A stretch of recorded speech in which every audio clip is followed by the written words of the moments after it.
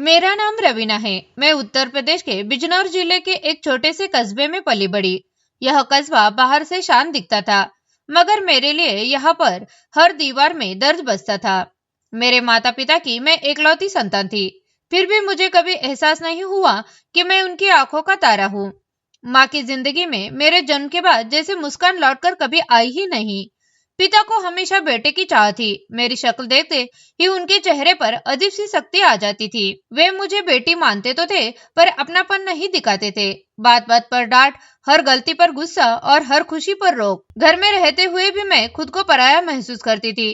कुछ खानदानी वजहों से पिता दूसरी शादी भी नहीं कर सकते थे। शायद इसी कुंठा में वे मुझसे और भी कटु व्यवहार करने लगे। मैं सिर्फ 16 साल की थी जब मेरे माता पिता ने मेरी शादी तय कर दी। उनके लिए यह शादी मेरी जिंदगी संवारने से ज्यादा अपने सिर से बोझ उतारने जैसा फैसला था। मेरा पति सरकारी स्कूल में शिक्षक था। स्वभाव से ठीक ठाक इंसान, ज्यादा बोलने वाला नहीं, मगर मेरे प्रति सम्मान रखता था। शादी के कुछ समय बाद हमारी एक बेटी हुई, रिया। वह सिर्फ 3 साल की थी जब मेरी दुनिया फिर से उजड़ गई। एक दिन मेरे पति स्कूल से लौटते समय सड़क हादसे का शिकार हो गए। लोगों ने बताया कि उन्होंने वही दम तोड़ दिया। उस पल मेरे भीतर कुछ टूट गया, जैसे जिंदगी ने मुझे कह दिया हो, तुम्हारे हिस्से में सुकून नहीं लिखा। मैं एक झटके में विधवा हो गई। मेरी उम्र तब 18 साल भी पूरी नहीं हुई थी। पति के जाने के बाद ससुराल में मेरा रहना किसी बोझ की तरह हो गया। कुछ दिनों तक औपचारिक संवेदनाएं मिली, फिर ताने शुरू हो गए। धीरे धीरे मुझे एहसास दिलाया जाने लगा कि मैं अशुभ हूँ, मनुष्य हूँ, मानो उनके बेटे की मौत की वजह मैं ही थी। आखिरकार मुझे मेरी बेटी के साथ मायके भेज दिया गया। मायके पहुंचते तो वहां भी अपनापन नहीं मिला। माँ बाप पहले से ही मुझे बोझ समझते थे, अब तो और भी ज्यादा। रिया को सीने से लगाकर मैं चुपचाप रोती रहती। मेरी गोद में बच्ची थी और दिल में डर, आगे की जिंदगी कैसे चलेगी। कुछ समय बाद माता पिता ने मेरी दूसरी शादी तय कर दी। इस बार जिस आदमी से मेरी शादी करवाई गई, उसका पहले से ही एक बेटा था। मेरे पास भी रिया थी। कहने को यह रिश्ता हमदर्दी पर टिका था। दो टूटे हुए इंसान, दो अधूरी जिंदगियां। उस आदमी का नाम अब लोगों को याद भी नहीं है, क्योंकि वह ज्यादा दिन तक जिंदा नहीं रहा। उसका बेटा था अनिल। अनिल उम्र में रिया से लगभग 1 साल छोटा था। शुरुआत में हम 4 लोग एक अजीब सी खामोशी के साथ रहते थे। धीरे धीरे घर की दिनचर्या बन गई।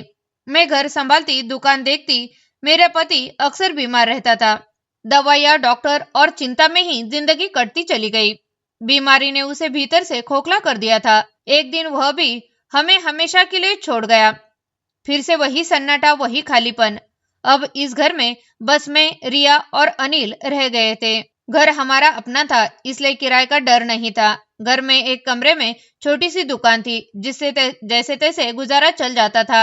मेरे पति ने घर के कुल 3 कमरे बनवाए, एक दुकान के लिए, 2 रहने के लिए। अब एक कमरे की हालत इतनी खराब हो गई थी कि उसकी छत गिर गई। एक रात अचानक जोरदार आवाज हुई। मैं डरकर उठ बैठी। आवाज अनिल के कमरे की तरफ से आई थी। दिल जोर जोर से धड़कने लगा। मैं भागते हुए उसके कमरे तक पहुंची तो देखा छत भरभरा कर गिर चुकी थी। कमरा पूरी तरह मलबे में दबा हुआ था। मैं घबरा गई। पहले तो यही डर लगा कि कहीं अनिल इसके नीचे दब तो नहीं गया। कांपते हाथों से मैंने उसे आवाज दी। तभी बाथरूम से उसके पैरों की आहट आई। वह रात में उठकर बाहर गया हुआ था, इसलिए बच गया। मैंने उस पल भगवान का शुक्रिया मनाया।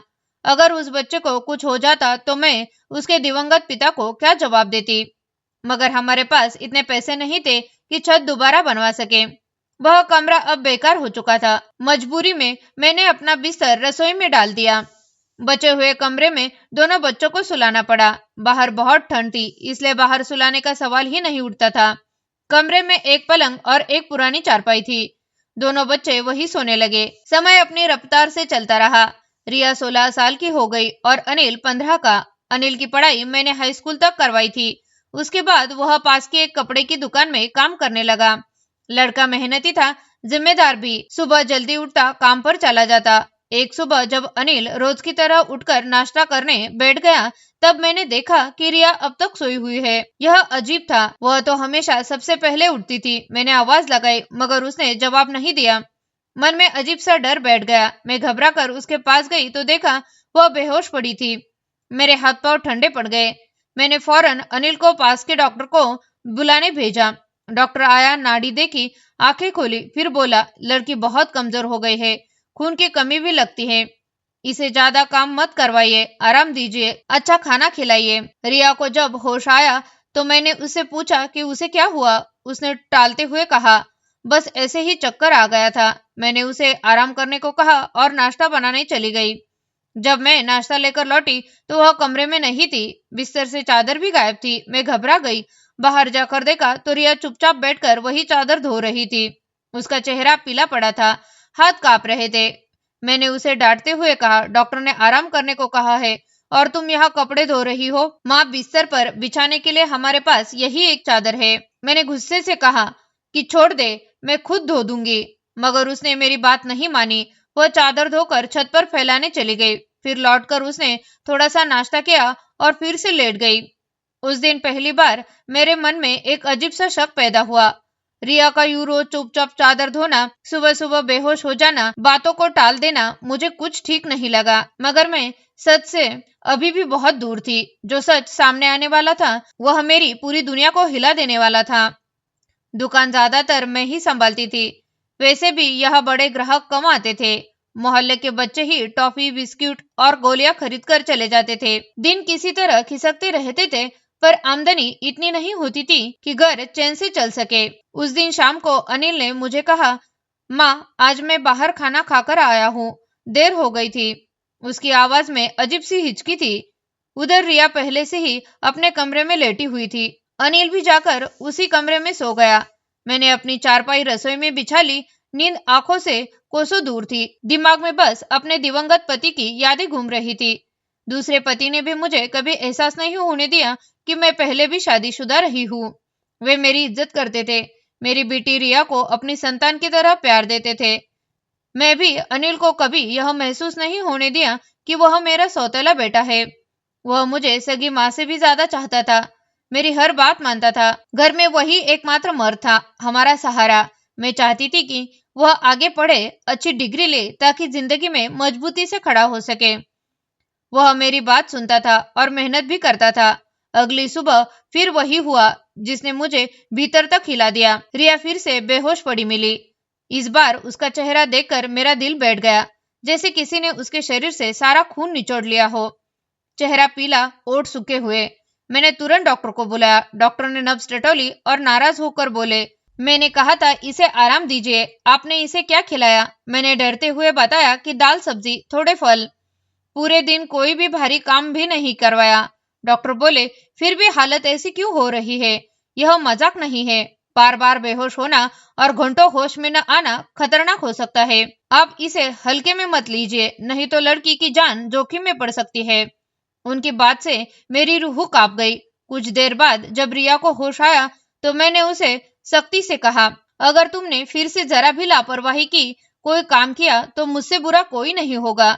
लेकिन थोड़ी देर के बाद जब मैं दोबारा उसके कमरे की तरफ गई तो जो देखा उसने मेरे शक को और गहरा कर दिया। वह फिर से बिस्तर की चादर धो रही थी। इस बार मैं दूर खड़ी होकर उसे देख रही थी। बेहोशी से उठकर भी उसे बस वही एक काम सूझता था, चादर धोना। मेरे दिमाग में सवाल उठने लगे, यह सब अचानक क्यों हो रहा है? जब से अनिल उसके कमरे में सोने लगा है, तभी से रिया की तबीयत बिगड़ने लगी है। बेहोश, कमजोरी, चादर धोना, क्या यह एक महज इत्तेफाक है? मैं खुद से कहती, नहीं नहीं, ये दोनों तो भाई बहन की तरह पले बड़े हैं। अनिल भले सौतेला हो, पर रिश्ते में कभी फर्क नहीं आया। फिर भी दिल किसी अनजानी आशंका से कांप उठता। अगले दिन रिया ने फिर से चादर धोकर छत पर डाल दी। मैं रसोई की खिड़की से सब देख रही थी, मगर उसे यह एहसास नहीं होने दिया कि मेरी नजर उस पर है। वह फिर कमरे में आकर लेट गई और ऊपर वाली चादर अपने ऊपर खींच ली। नीचे बिस्तर पर क्या था यह मैं देख नहीं पाई। मैंने उसे नाश्ता करवाया, दवा दी। दुकान का हाल भी ठीक नहीं था। रोज की कमाई बस बच्चों की टॉफी तक सीमित थी। डॉक्टर ने कहा था अच्छा खाना खिलाओ, पर घर में दाल रोटी जुटाना भी मुश्किल हो रहा था। दिल में चिंता का बोझ लिए मैं सब कुछ बच्चों से छुपाती रही। एक दिन मैंने अनिल और रिया को आपस में बात करते सुना। उनकी बातें मेरे कानों में अजीब तरह से गूंजने लगी। अनिल कह रहा था, तुम अपनी तबीयत पहले ही खराब कर चुकी हो, इस तरह तो आगे नहीं चल पाएगा। अगर तुम्हें इतनी दिक्कत हो रही है तो हम यह सब बंद कर देना चाहिए। रिया बोली, नहीं, मुझे यह काम करना है। ऐसे मौके बार बार नहीं मिलते। मुझे क्या पता था कि मेरे साथ ऐसा हो जाएगा। मैंने नहीं सोचा था कि मैं इतनी कमजोर हूँ। अनिल ने धीमी आवाज में कहा, अब तो तुम्हें समझ आ गया है। मैं तुम्हारी जिंदगी को खतरे में नहीं डाल सकता। रिया ने जिद करते हुए कहा, बस 2-4 हफ्ते की बात है, उसके बाद मौका हाथ से निकल जाएगा। मैं स्तब्ध रह गई। ये कैसी बातें थी? किस मौके की बात हो रही थी? कौन सा काम? मुझे कुछ समझ नहीं आया, पर दिल में डर गहराता चला गया। एक सुबह मैंने कुछ ऐसा देख लिया जिसने मेरे होश उड़ा दिए। रिया ने फिर से चादर धोकर छत पर फैला दी। वह एक तरफ खड़ी होकर उल्टियां कर रही थी। मैं दौड़कर उसके पास गई। क्या हो गया तुम्हें? वह घबरा गई, बोली, माँ, पेट खराब हो गया है। मैंने सख्त लहजे में कहा, क्या मतलब है पेट खराब? तुम बार बार चादर क्यों धोती हो? मुझसे क्या छुपा रही हो? अगर मुझे पता चला कि तुमने कोई ऐसी हरकत की है जिससे मेरी और तुम्हारी इज्जत पर आंच आए, तो मैं तुम्हें कभी माफ नहीं करूंगी। रिया ने गुस्से और हैरानी से मुझे देखा। आप कैसी बातें कर रही है माँ? ऐसा कुछ नहीं है। शायद आपने कोई फिल्म देख ली है या किसी ने आपके कान भर दिए हैं। मैं ऐसा क्यों करूंगी? चादर गंदी थी इसलिए धो दी। दवाई की वजह से पेट भी खराब हो गया है। इसमें और कुछ मत सोचिए। उसकी बातों ने मुझे और भड़का दिया। गुस्से में मैंने उसे थप्पड़ मार दिया। वह जमीन पर गिर पड़ी। उसी पल अनिल अंदर आ गया। माँ, आपने उसे क्यों मारा? मैं चीख पड़ी, हाँ, मारा है। मुझे तो ये बहुत पहले कर देना चाहिए था। जिस दिन मुझे तुम दोनों के बारे में सब पता चल गया, उस दिन देखना मैं क्या करती हूँ। मुझे खुद नहीं पता था कि मैं क्या बोल रही हूँ। डर, शक और गुस्सा सब मिलकर जुबान पर आ गए थे। उस रात मेरी आंखें अचानक खुल गई। बच्चों के कमरे की लाइट जल रही थी। उन्होंने कहा था कि आज जल्दी सो जाएंगे। मैं दबे पांव कमरे के पास पहुंची। वे दोनों जाग रहे थे और आपस में बातें कर रहे थे। किसी बात पर खुश भी लग रहे थे। अनिल कह रहा था, तुम वाकई किस्मत वाली हो। रिया बोली, किस्मत वाली तो हूँ, पर जब कल फिर तबीयत बिगड़ेगी तो माँ बहुत परेशान हो जाएगी।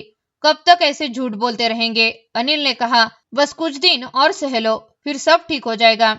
मैं दीवार से टिककर खड़ी रह गई। मेरे पैरों तले जमीन खिसक रही थी। वे दोनों आखिर क्या छुपा रहे थे? किस सच से मुझे दूर रखा जा रहा था? सच का यह पर्दा बहुत जल्दी हटने वाला था, और जब हटेगा तो मेरी पूरी दुनिया फिर से टूट जाएगी। उनकी बातें सुनकर मैं सुन्न रह गई। दिल धड़क रहा था और दिमाग में उथल पुथल मची थी। आज मुझसे रहा नहीं गया। मैंने बच्चों के कमरे का दरवाजा खोलने की कोशिश की, पर दरवाजा अंदर से बंद था और तेज से धड़कने लगा। दरवाजा बंद क्यों था? मौसम भी बदल रहा था। उमस और गर्मी थी। ऐसे में वे दरवाजा खोलकर सोते थे। आज भीतर से कुंडी क्यों लगी थी? मैंने बार बार दरवाजे पर दस्तक दी। काफी देर तक कोई जवाब नहीं आया। लगभग आधा घंटा बीत गया।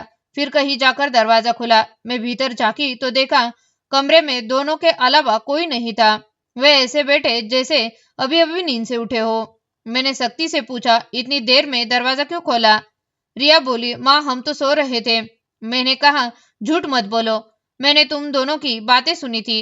अनिल ने हैरानी जताई, इस समय हम क्यों जागेंगे? ना तो कोई परीक्षा है, न कोई काम। हम सो रहे थे। उनकी बातें सुनकर मैं और उलझ गई। चेहरे पर नींद की झलक थी, आवाज में कोई घबराहट नहीं।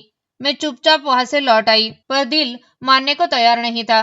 कुछ दिनों बाद मैंने रिया के बाजू पर नीले नीले निशान देखे। वह चोट के निशान जैसे थे। मैं डर गई। पूछने पर वह बोली, माँ, कांटा चुभ गया था। कांटा तो उंगली में चुभता है, बाहों पर ऐसे निशान कैसे पड़ सकते थे? कभी वह बेहोश हो जाती, कभी उसके शरीर पर अजीब सी खरोंचें दिखती, कभी वह सुबह उठते ही बिस्तर की चादर धोने लगती और मुझे कमरे में आने भी नहीं देती। मेरे मन में बुरे बुरे ख्याल आने लगे। मैं खुद से लड़ रही थी। मैं ऐसा विचार नहीं करना चाहती थी, पर दिमाग रुकता नहीं था। मैंने खुद को कोसा, गलती मेरी है। जवान लड़का लड़की को एक ही कमरे में सुला रही हूँ। मैंने ध्यान क्यों नहीं दिया? अनिल भले सौतेला भाई है, पर जवान दिलों में नादानी घर कर सकती है। ये सोचकर मेरी रूह कांप उठी। अगर मेरे डर सच हुआ तो इसका सबसे बड़ा दोषी मैं खुद हूँ। मैंने दोनों पर नजर रखनी शुरू कर दी। एक दिन देखा, अनिल रिया को कुछ दे रहा था। मैं छुपकर उनकी बातें सुनने लगी। अनिल बोला, यह दवा है, इसे ले लेना, परेशानी कम हो जाएगी। रिया ने गोलियां लेकर अपने दुपट्टे में छुपा ली। अनिल ने कहा, रात को सोने से पहले ले लेना, फिर सुबह बेहोशी नहीं आएगी। मेरे हाथ पांव ठंडे पड़ गए। किस बात की दवा, किस परेशानी की, मुझे कुछ समझ नहीं आ रहा था। कुछ दिनों तक रिया बेहोश नहीं हुई। मुझे लगा शायद दवा असर कर रही है। फिर अचानक एक दिन फिर वही हाल।